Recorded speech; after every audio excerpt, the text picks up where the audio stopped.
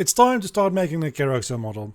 We now have a functioning combat system with some animations, but in order to really test whether or not it works the way I would like it to work, I need to have the actual good animations that we're going to be using in the game.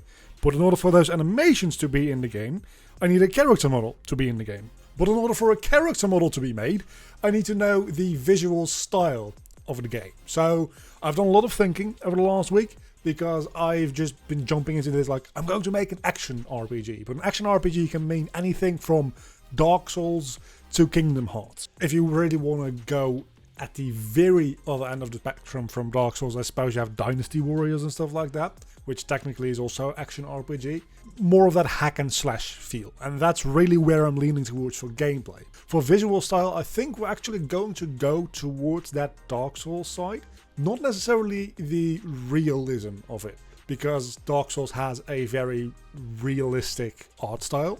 It's not photoreal, but the art style is very realistic. I'm going to stick with something slightly more stylized, and I've actually used a little bit of AI to get this mood board made, and this is going to be the visual style of the dungeon that we're in. We're going to be playing inside of a dungeon, inside of a tomb.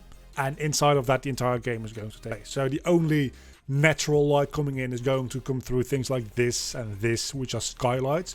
Other than that, all the lighting is going to have to come from things like lanterns and lamps, and just generally there's going to be a lot of dark areas as well, right? And a lot of fog, just because that makes things look spooky and scary and somber. So this is the general style of the game itself. This is all AI generated, by the way, this concept art. It's fantastic what we can do these days. Then we have this over here, and these are some AI generated. So there's a wide variety of character designs here. I'm going to mostly be basing it on these three on this side, the big ones.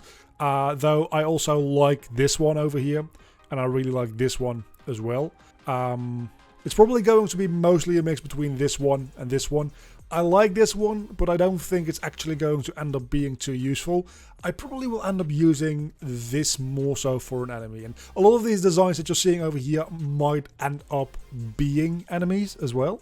But this is what we're going to get started with. So I opted to go with the route of doing things entirely in sculpting, and then I'll worry about topology later. So we're going to get started just making a rough mock-up of the character, and then we'll see where we go from there. We're going to obviously turn on dynamic topology and just get started with like the snake hook. I'm starting here with the horns, and I love the pose brush. It's so... And these horns are like splitting up into 3 miniature horns at the very peak, because I want to have the horns be a little bit more complex than just, well, simple things protruding from the skull, right? And I'm thinking about giving these 3 tips here some kind of emissive material. They do lean back quite a bit now. I don't know if I want to have them face up more or face backwards more at the moment. But I think we're going to stick with this for the time being. Maybe have them with a slightly lower radius. Maybe have them arc out from each other a little bit more. Use a little bit more length, and frankly, it can probably use a bit of inflation. And this can then use a tiny bit of smoothing. And then we curve them away from each other. The last one still doesn't really match too well in shape. Probably not something that I should really be bothering too much with right now, if I'm being honest, but I am, because it's bothering me. It's good enough for now. Well, we have the flatten brush. I think we probably want to flatten out the face a little bit more. I don't think we really need the back of the head to be quite this round either. Not as flat as the front of the head, obviously, but a little bit of slopiness to it probably wouldn't hurt. And then this we can flatten even more. Okay, I think that's pretty good. This is just going to have a mask on it. And I think the mask I will actually model, probably. Also, how in the fuck is it possible that if I'm using mirror, that this is not being mirrored properly? What? How is that fucking possible? How does that happen? Blender, please do explain. Alright, time to start pulling out a body. Something a little like that. Not sure about how thick the neck should be. Probably a little less thick than this, right? And definitely we should have the body be more like that a little. We can pull out the bottom a tiny bit. So yeah, I'm thinking the neck probably wants to be a bit more narrow, not too much. And then we can pull out the arms, but probably not that big. That's probably a little too big. So we can start pulling out the arms, which are way too thick. Worry about that later. And then the legs as well. And actually the head itself, a little bit of tilts. And we're going to just... Alternative plan is just using elastic deform to pull this thing around until it works the way I want it to. Which isn't ideal, but seems to be working. So now the face is a little bit more straight on. That's what we want, because he was looking very much upwards before, and that's probably going to come back to bite me in the ass after a little while. So going back again to doing the in mirror mode, to doing the arms and doing the legs, which again, don't make them too close to each other, those legs. Yeah, definitely those legs are a little deformed, aren't they? Let's try to straighten those out a bit more. So a lot of work that needs to be done on those legs, I'm telling you that right now for free. Like for one, they need a little bit more inflation too, at least for right now. We're going to fix this up later, but he also just does not have a butt at all. He needs an ass.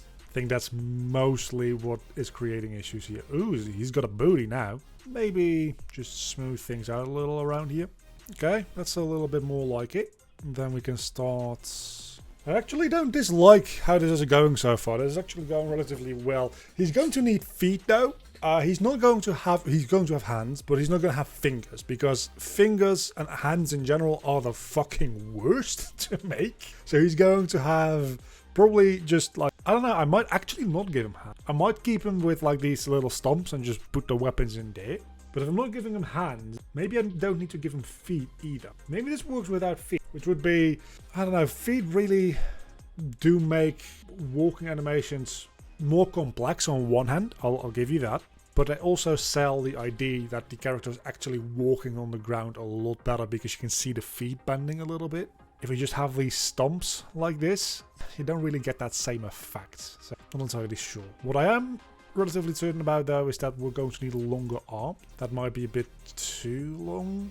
Then again, I'd rather have slightly out of proportion arms, because we're going to use those arms to drive our combat animations, and the length of our arms is going to inform the length of our reach with our weapons as well. And longer arms are also easier to like do proper bends with, so that also gives us more variation. So I think we're going to stick with slightly too long arm. We're going to make them a lot less thick though. Like this is way too thick. And especially since things need to be at least a bit creepy looking, probably to a certain extent, a much lesser extent, but still. The same goes for the legs. Oh yeah, we don't. He doesn't have a butt right now, so let's give him back his butt. And then this hump over here can be his shoulder. Oh, no, don't pull his butt up too much. Like this can be his shoulders a little. We can bend these arms back ever so slightly. Probably don't need to really model elbows and stuff like that, especially since most of this character is going to be black. I'm just not sure what I'm going to give him as far as like armor or like robes or something like that. I am debating giving him a cape though, just because I want to mess around with the Unity cloth system. Would be nice to have a simulated cape. I'm actually thinking that the head needs to be significantly bigger in comparison to the rest of the body now. Look at that. Apology, it's disgusting. Okay, so if we just like do this, make it bigger and put it there, then we can just go back to sculpting mode and hopefully just smooth out this disgusting... Okay, that actually worked way better than I would have expected. And this is much more the chibi-like proportions that I was looking for. Matter of fact, I might actually... Maybe I'll even pull the body up a little. Have a very high radius here and just do this a little bit. Okay, this is actually... I'm starting to be really happy with. Let's try to inflate the area around, with a smaller radius, around the horn. Just so that the horn feels a little bit more like it fits right? So if we can inflate this. Okay, it's a good start. And then we want to, we'll start by putting in a crease, which is one of these over here. Creasing, there we go. Maybe we just need the strength to be higher and probably a radius to be lower actually. All right, that's a much more pronounced crease, which again, multi-plane scrape to edge a lot sharper.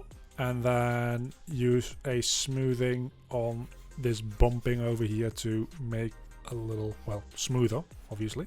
I quite like that, I think. Let's look at it in the layout. Okay, yeah, that's pretty good. I like that. Now let's actually smooth out the horn itself because it looks like a tree branch now.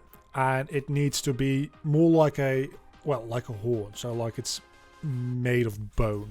Horns aren't made of bones. I know, that's antlers. But honestly, this is probably closer to an antler than a horn at this point. So they can have a bit of a bony shape to them. So they don't have to be entirely 100% straight. Matter of fact, I think I actually like the idea that it goes in a little bit narrower and then comes out thinner again. And then let's try to spread these out even more. Okay, this definitely needs a little bit of inflating. Maybe as a whole, it could do with being a little shorter. And honestly, I think since we're keeping the character relatively simple, I'm not sure we're going to need much more. I could maybe make the arms, try and see if we can make the arms a little bit more bony.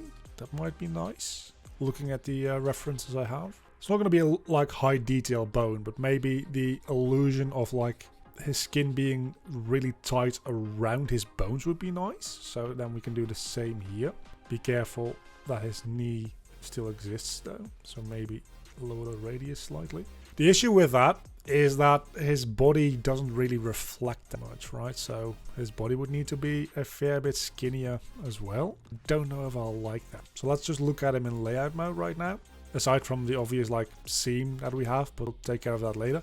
You know what? I think I like it. Again, it does make him a little bit less generic and a little bit more recognizable in like his silhouette.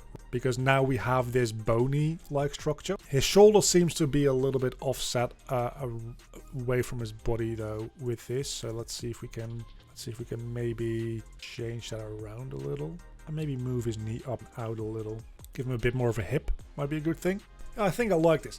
You know, I just realized as well, I don't think I'm actually going to make his mask part of this model. I'm going to model it based on this model, obviously. But I think I'm going to not do that because it'll be fun if you can maybe swap out masks, because that should be really easy, right? Just make them all roughly the same size, and then we can have different masks, which would be neat. Shouldn't be too difficult. So yeah, I think we're going to stick with this for the time being.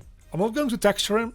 We're just going to have this dude like this in the game, but at least we'll like have this dude.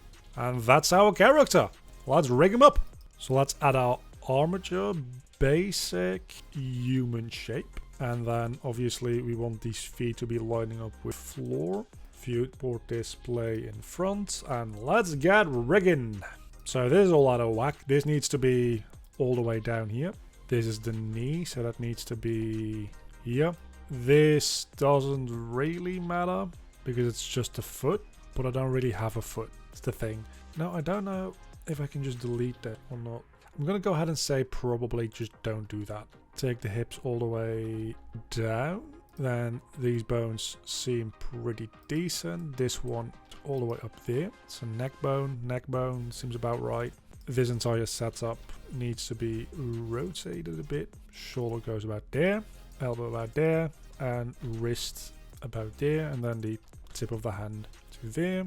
I wish this would just automatically apply the mirroring stuff, but I suppose it doesn't matter too much doing this manually to a certain extent. Alright, from the front view that looks good. Now let's see how messed this is up. Actually, it's not that messed up from the top view. Just a couple of quick adjustments is all I need. Side view, it's actually just really good. Okay, that's nice. Apply scale, generate rig. Then we parent this fucker to that rig with automatic. We wait for a second and we can hide this one for now. And now we can go into pose mode and see how well our IK is doing. Answer, pretty good actually. That looks pretty good. That all parented properly. Let's see this. Does what it needs to do. This side as well. Okay. Next step would be making the animations, which is gonna be quite a task.